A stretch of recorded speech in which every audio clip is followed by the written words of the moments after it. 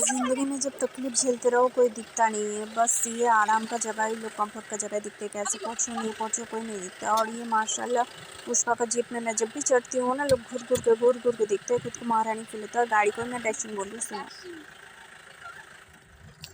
पता नहीं मैं कैसे कब ऐसे ले पाऊँगी। अगर मैं घर के लिए इतना नहीं करती तो अब तक मेरा गाড়ি लेने का पैसा और भी ज़्यादा অনেক বেশি অনেক তাড়াতাড়ি জমে যেত।